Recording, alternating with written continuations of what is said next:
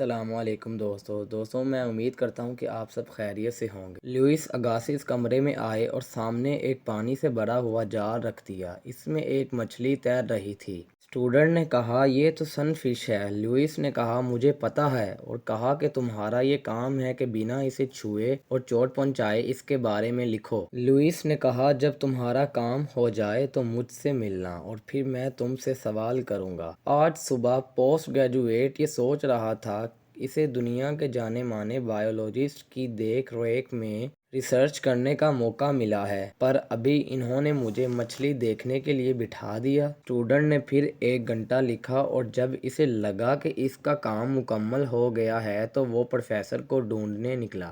پتہ چلا کہ پروفیسر صاحب کہیں گم ہو گئے ہیں۔ اگلے دن بھی انتظار کرنے پر وہ نہیں ملے۔ جب 2 دن نکلے تو اسٹوڈنٹ کو پروفیسر کا گیم سمجھ آیا۔ اچھا، اور قریباً 6 دن آبزرو کرنے کے بعد اسے ایک ایک چیز واضح ہو گئی۔ جب لوئس واپس آئے تو اسٹوڈنٹ نے اپنی پروگریس پروفیسر کو دکھائی اور انہوں نے کہا یہ کافی نہیں ہے، اور پروفیسر صاحب پھر غائب ہو گئے۔ اسٹوڈنٹ پریشان تھا، اسے تھوڑا غصہ بھی آیا۔ جتنے سنکی پروفیسر تھے اتنا سنکی ہی اسٹوڈنٹ تھا۔ اسے تو انہی پروفیسر کے ساتھ کام کرنا تھا۔ وہ دوبارہ آبزرویشن میں لگ گیا۔ اگلے 70-80 گھنٹے لگا رہا اور نئی نئی چیزیں کھوجتا رہا، جیسے رات کو مچھلی کی کھال کا رنگ بدلنا، درجہ حرارت بدلنے پر اینٹی کلاک وائز مچھلی کی آنکھوں کا گھومنا۔ لوئس نے نوٹس دیکھ کر بولا اب آپ تیار ہیں۔ لوئس ایسا ہر اسٹوڈنٹ کے ساتھ کرتے تھے، کسی کو کچھوے کے ساتھ تو کسی کو چھپکلی کے ساتھ کام کرنے کے لیے کہتے۔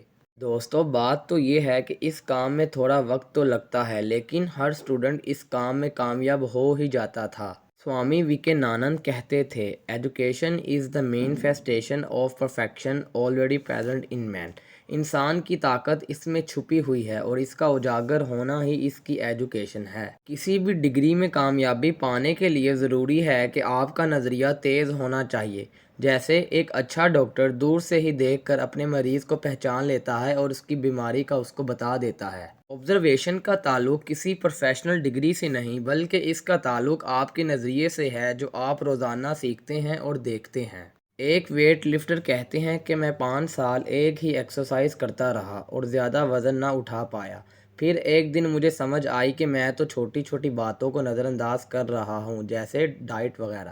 پھر میں نے ان باتوں پر غور کیا اور زیادہ وزن اٹھانا شروع کیا۔ پھر مجھے سمجھ آیا کہ آبزرویشن کتنی ضروری ہے۔ ایک دن ایک استاد اپنے اندھے شاگردوں کو جنگل میں لے گئے اور کہنے لگے بچوں یہاں آپ مختلف چیزیں آبزرو کریں۔ اندھے طلباء نے مختلف آوازیں سنی، مختلف چیزیں محسوس کیں اور اپنے استاد کو بتایا، اور استاد بہت زیادہ خوش ہوئے۔